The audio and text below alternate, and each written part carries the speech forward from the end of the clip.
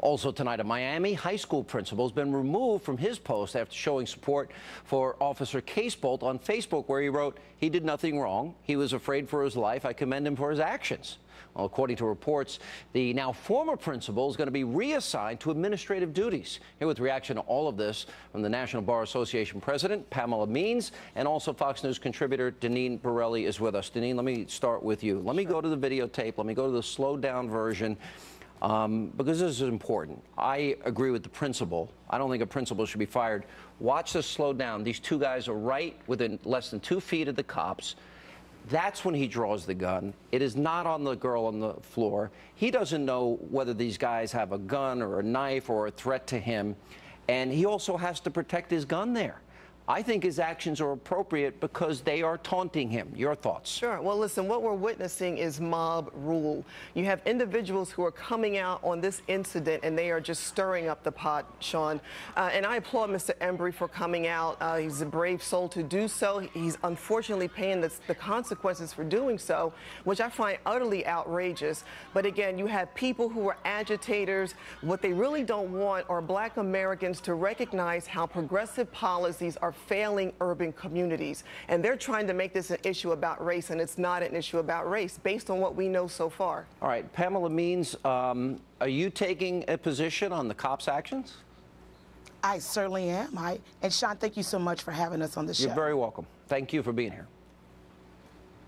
The position I'm taking is the cop behavior toward the young lady was out of control. Police officers have an obligation when they enter into a situation to de-escalate the situation and not escalate it.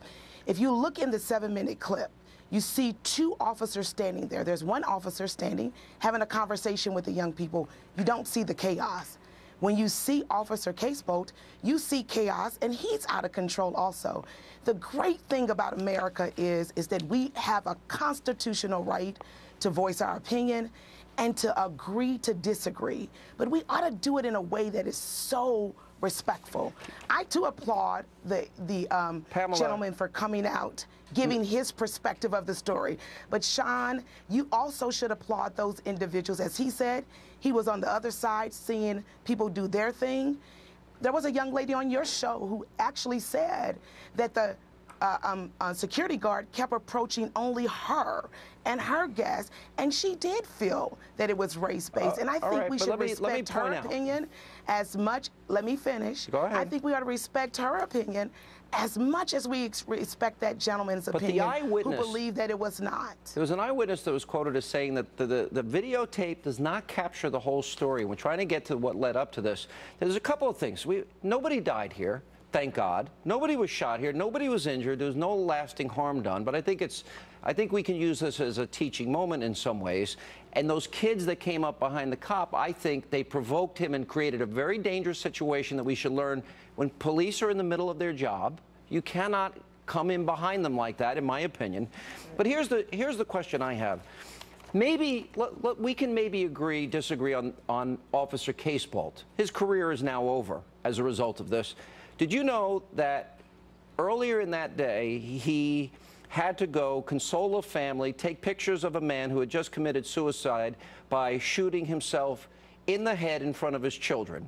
And then, before he got to this incident, he had another girl that was on top of a home threatening suicide, had to talk her down, and then he was into this moment. I'm not saying that justifies whether you think he did right or wrong in this particular case. I'm only pointing out, I can only imagine that's not an easy day at the office for anybody. What's your reaction learning that? You know what? I completely agree with you, which is why this is a classic case of what the National Bar Association has been saying since July. There needs to be stricter mental health testing. When you are in a situation like this, and I applaud the officers that go out and put their lives on the line daily. But I have 4 children, Sean. They're 14, 9, 6, and 4. When I have a child that is out of control and their emotions are out of control, I make them have a timeout. Yeah, my father gave me a timeout with the belt. Yeah. So I got my timeouts without. Well, you know what? Go ahead. But Sean, Pamela, I got my timeout with the belt too. No. What we're going to do on the show, he asked me a question, and we're going to respect each other. Sitting here for a long time, but we're going to respect each other. What I'm not going to do. Pamela, just finish quick, and then we'll let Deneen back in. I'll finish quickly. Thank you. And what we have here is we're a timeout. This is a great moment for us to say, he deserved to have some standards in place that would have said that when you have a day like that, maybe you should not be out. Pamela, and doing on my things research, of that nature. Pamela, Maybe you you're should go actually back part of the problem. And you should sit down. Because there is a video out of you on the ground with someone on your back mimicking what the police officer did. So really, you're part of the problem, Pamela. The propaganda that you're putting out, and these young children are seeing these actions and what you're saying and what you're doing. You are part of the problem. Well, is it because Pamela, hang on. Is it because none of us know the entire story? We don't know the entire story, and not only that, to put out such a video of that sort. Basically, I was waiting for Al Sharpton to come out on the scene with you as well.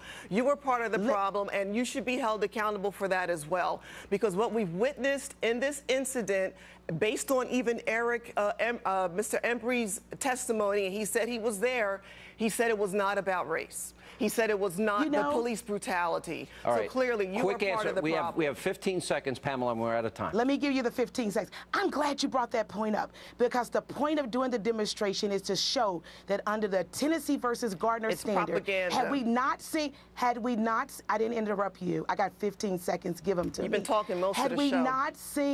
Had we not seen the video, the narrative may have been different. Right, I gotta end it there. And that's the reason why all of us can use this as a moment of respect. Yeah, Thank Al you so Sharpton's much. I probably looking appreciate for it. you. Thank you so much. I appreciate it.